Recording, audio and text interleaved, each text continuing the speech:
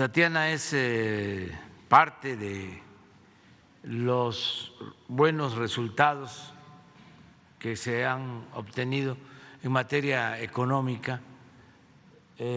Vamos primero a que Carlos informe de cómo vamos en materia económica y luego le damos la palabra a Tatiana.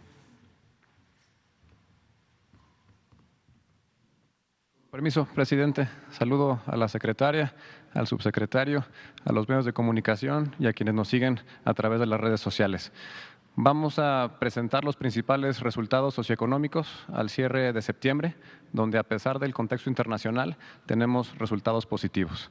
Muestra de ello es que, según datos del Instituto Mexicano del Seguro Social, durante septiembre se generaron 72,000 empleos, el segundo mejor septiembre desde que se tiene registro, para llegar a un total de 21,409,000 empleos. Es decir, casi 800,000 empleos más de los que se tenían antes de la pandemia en febrero del 2020. Además, estos 21,4 millones de trabajadores inscritos al seguro perciben un salario promedio de 14,619 pesos. En cuanto al tipo de cambio, también tenemos buenas noticias. El peso es la moneda que más se ha fortalecido con respecto al dólar en el tiempo que llevamos en el gobierno. Mientras divisas como el euro y la libra esterlina se han depreciado, en el orden del 15%, el peso se mantiene estable y se ha fortalecido 1,1%. En comparación con gobiernos anteriores, a 46 meses de gobierno, esta es la primera vez que el peso no solo no se ha depreciado, sino que, como ya lo mencioné, registra una apreciación del 1,1%. A estas alturas, el gobierno anterior, el peso ya había perdido cerca del 50% de su valor. En cuanto a las remesas, agradecer a nuestros paisanos, pues estas siguen aumentando como nunca. Con cifras del Banco de México, durante el mes de agosto hubo un incremento del 8% con respecto al mismo mes del año anterior, ligando así 4 meses consecutivos por arriba de los 5,000 millones de dólares. Ya contamos con el estimado para septiembre de 4,950 millones de dólares y de seguir así estaremos llegando a 60,000 millones para finales del año.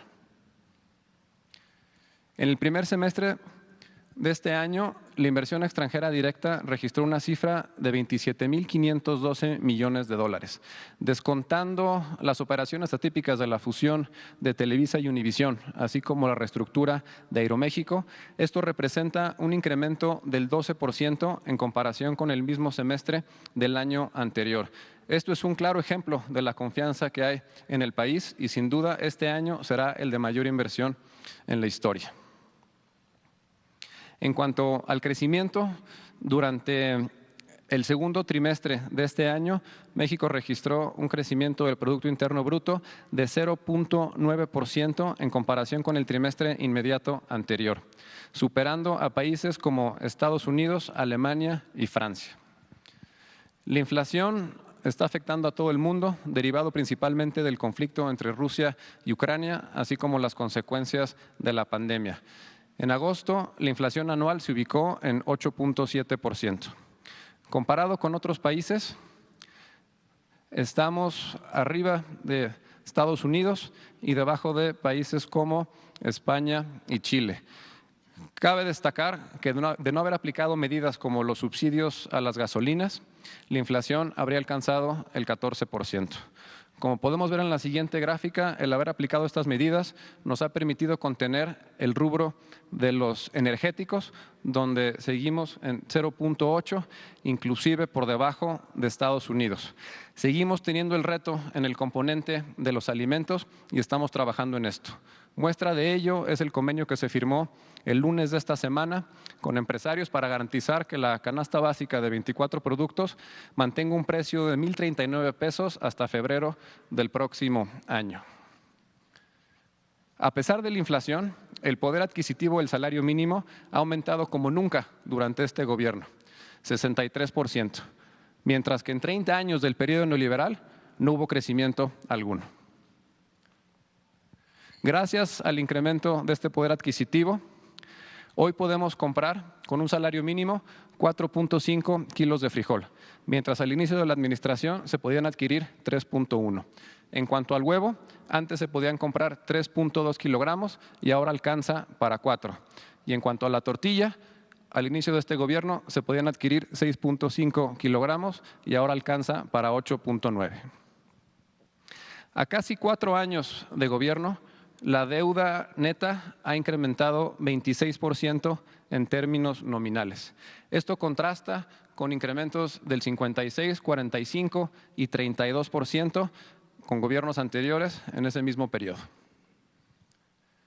Al cierre de septiembre, el índice de precios y cotizaciones de la Bolsa Mexicana de Valores se ubicó en 44.626 puntos, lo que representa un incremento del 7% contra el inicio del gobierno. De igual manera, las reservas del Banco de México han incrementado 13% en el tiempo que llevamos en el gobierno, al ubicarse en 196.918 millones de dólares.